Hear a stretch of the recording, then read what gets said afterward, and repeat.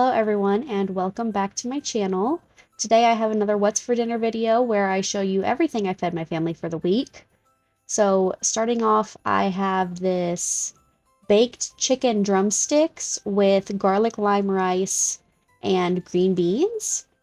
It was super simple, super easy, and tasted amazing. All I did was put oil in the bottom of I want to say this is a 10 by 15 pan. It's the biggest pan I own. And then I just added my chicken drumsticks. I alternated them so they would fit better in it. Kind of like how they were already fitting in the package. So just one up, one down, one up, one down, and then so on. And I managed to get the entire package in there, but there was barely any room. So I would recommend, if you're going to use an entire package of drumsticks, to definitely go with the biggest casserole dish that you have. And then once they were all in there, I just seasoned them with salt, pepper, garlic powder, onion powder, and a little rubbed sage. I really like that spice when it comes to chicken. And I was really careful because for some reason over the last month or so, everything that I have been making has been super over-seasoned when it comes to the garlic and onion powder. Those are the main spices I use along with salt. And everything has just been way, way heavy on the spices. So I don't know what I did, but it's like overnight it just got way heavy. So that's why I don't season them pretty heavily in this video. So if you're wondering why they are barely seasoned, it's because you can always add more, but you can't take away. And then I just flipped them over and repeated the process on the other side. You want to make sure and get both sides very well, so that way you're not having a piece of just bland chicken when you go to take a bite. That's not good at all. But it was just the same thing on the other side. Again, salt, pepper, onion powder, garlic powder, and some rubbed sage. I also added a little bit of oil on top of these so they wouldn't dry out when they were baking.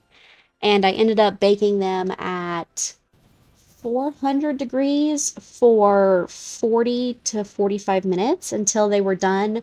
I added a meat thermometer to make sure, and it hit 165, so I wasn't too worried about the chicken, but when I took it out of the oven, it did not look like it was done. I had to cut into it to make sure, even though my thermometer said it was, I wasn't quite trusting of it. So, I mean, I cut into them, they looked fine. So they look a little weird, but they definitely tasted really good. The rice, I just did 3 cups of rice of, I'm pretty sure this is brown rice. 3 cups of brown rice, and then I did 4 cups of water in my Instant Pot because the Instant Pot tells you to do 3 cups of rice and 3 cups of water, and I don't really prefer that method because the brown rice ends up a little dry. So I always do a little bit extra and it comes out nice and not dry at all. If you guys hear a helicopter in the background, I'm so sorry. I live on a military base, so there is just helicopters and planes going wild today for some reason. But I basically just added the same seasonings I used on the chicken, onion powder, garlic powder, and then I added probably a ½ cup of lime juice. I just added what was left in my bottle. As you can see, I just squirted it out until there was no more left. And I wish I could have added a little more lime juice, but I was just making this up on the go, like on the fly. So I didn't have any ingredients that I wanted. But this is what it looked like. I ended up picking the best looking ones for my plate so I could take a picture for the thumbnail. But yeah, as you can see, they don't look the best, but it definitely all tasted amazing. For this next recipe, or this next dinner that night, I ended up making butternut squash pasta with sides. And this pasta was so good, I had to give it a separate video all on its own. So I will link it in the cards. It should have popped up on the top right section of the video. So if you want the recipe, I go more in depth on that video. So all you need to do is click it and then you can watch it. But yeah, this was a super, super good dinner. This night was Christmas Eve, and what you are looking at are the remnants of my husband's Christmas party that he brought home. So they ended up having a big Christmas party, and he brought home all the leftovers. So all you're looking at is green bean casserole, fried chicken, and rotisserie chicken. So, but it was a night that I didn't have to cook, so I was quite happy. Next up was egg drop soup. I love egg drop soup, so I ended up doubling the recipe, and It made just enough for the 4 of us to have one serving size leftover of leftovers, if that makes sense. But basically, I just added 8 cups of water to my pot. If I had a smaller pot, I would have used that, but I only have my 2 big pots. And then I added chicken bouillon to that to make chicken broth. I added 2 tablespoons of coconut aminos and the rest of what I had for turmeric. So if you see the liquid in the seasoning container, it was because I was trying to get all that turmeric out, because you're supposed to add a teaspoon or more depending on how you like the taste.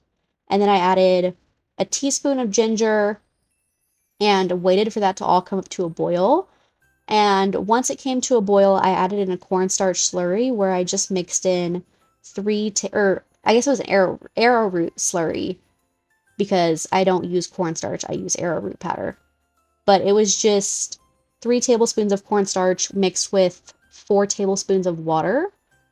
And I added that in as it was bubbling, stirred it really good with my ladle, and then when it got to this thick consistency, this like thick water consistency, I turned the heat off and I got my eggs ready, which is just 6 eggs mixed with a splash of water, and I scrambled those like you would for like scrambled eggs in my measuring cup, and then I slowly, with the heat off, put my ladle in and started stirring with my ladle.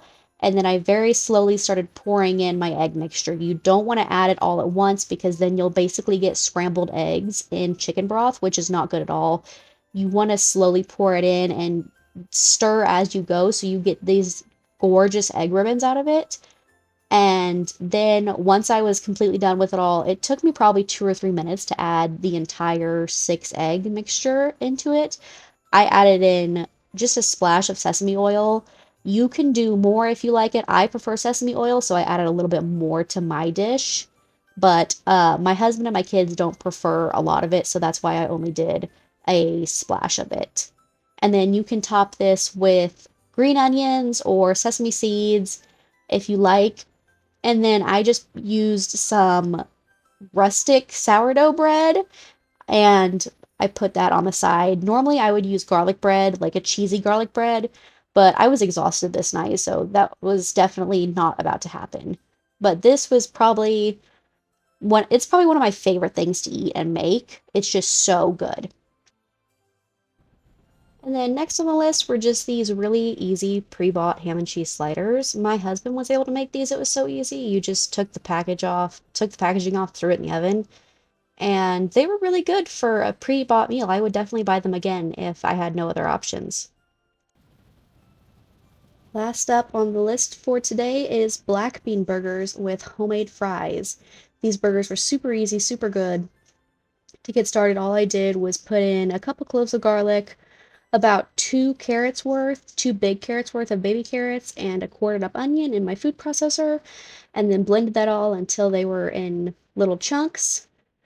I added 2 cans of rinsed and drained black beans, and I'd say a half cup to 3/4 of a cup of homemade breadcrumbs. And then I added an egg and blended that all together. I also added for my seasonings, I added some Worcestershire sauce, cumin, chili powder, salt, pepper, and I think that's it.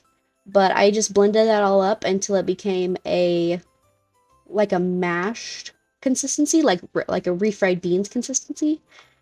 And then I tested that on my hands. You want to be able to form a patty out of it, and you want the patty to be able to fall off your hand and fall into your next one. That way they're not as sticky. I made about 6 good size burgers. I'm sure if you did smaller ones, they would make more, or larger ones, they would make less. But with the size that I went ahead and did, they were about 6 good size ones. And then I baked them at 375 for 20 minutes. And when they came out, I put on a slice of provolone cheese, let them bake again for another 5 minutes, and then I let them cool for 10 minutes before I put them on the bun, so that way they would, like with lasagna, you want to let it cool after it's done, so that way the layers can have time to combine and melt together. That's kind of what you want to happen with this, if that makes sense. But yeah, these were super good. We ended up having no leftovers whatsoever. The fries I air fried at 400 for 15 minutes. I could have done a little more, but my family was hungry, so I couldn't wait. But that is all for today. I want to thank you so much for watching, and I hope you guys stick around for my next video.